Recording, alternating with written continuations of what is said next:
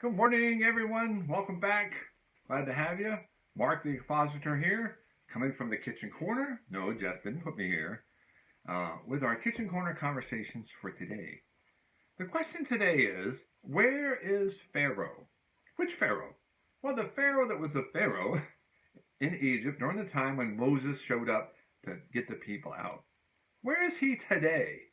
Okay, he's still living, not here, but he's still living somewhere, heaven or hell. In Exodus chapter 9, verse 12, it says, "And the Lord hardened the heart of Pharaoh, and he hearkened not unto them," this is the Bible, "as the Lord had spoken unto Moses." After all of Moses' requests, Pharaoh still said no.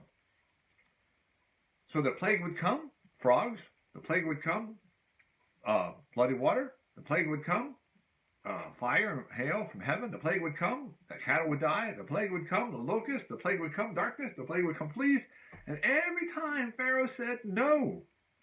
Now, honestly, guys, how much does it take for somebody to realize, hey, there's something going on here that's supernatural, something that's not normal?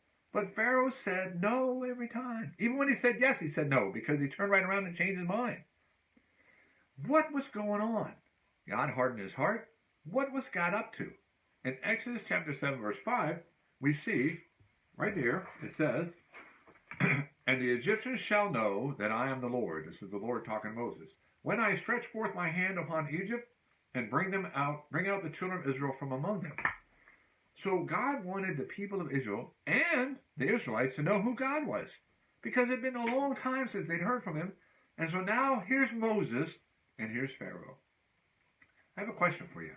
How many plays would it take before you realize, I'm going to start saying yes, because I'm tired of dealing with flies and frogs and darkness and hail and cattle dying and boils. They had boils in their unmentionable places. I mean, what's wrong with Pharaoh? Just because you're a leader of a country doesn't make you a brilliant person. I didn't say that about current day activities. But anyway, so Pharaoh kept saying no, but God hardened his heart. So Pharaoh was doing exactly what God wanted him to do. So where is he? He was fulfilling God's plan so that God could show the world who he was. All right? Pause for a moment. What is God's desire for us? What does God want for us? For us. Okay, not out of us. God doesn't need anything from us. What does he want for us? The Bible says that God is not willing that any should perish. The Bible says that God is long-suffering towards us, which means he puts up with a ton of stuff, which is obvious as you look around because we're still here and he hasn't wiped us out for all of our anti-godness. And the Bible says that Jesus came that they might have life and have it more abundantly. And the Bible says in John 3:17 that Jesus came to save the world. The world? Not just one or two or three, but the world. So what's God's desire for the Pharaoh? His desire for the Pharaoh is that the Pharaoh would be saved. But guess what? He knew the Pharaoh wasn't interested in that.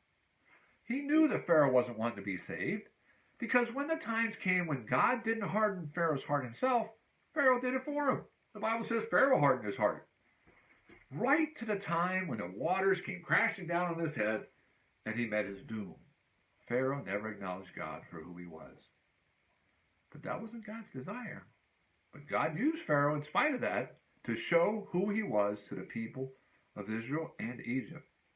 So, what about us? What does that mean to us? Every day, God is showing who he is in your life. You may not even realize it. You breathe in the morning when you wake up, you're still breathing. There's things around you happening. You have all the creation shouting out that this is God's work. Every day, God is working so that you would see who he was. What are you doing with that evidence? What are you doing with that information? Are you ignoring it? Well, guess what? Pharaoh not only ignored it, he jumped on board with the anti-God. And it ended up that he's burning in hell today. Because if you don't acknowledge God, and you don't recognize who he is, and you don't accept what he's done for you in terms of the cross and Jesus Christ, when you die, you're going to go and be company to Pharaoh. But you won't know it, because the Bible says the worm dieth not and the fire is not quenched. You're going to be too busy worrying about your own torment to find out what Pharaoh's up to. So what about that? Well, today the Bible says is the day of salvation. Today, now is the accepted time.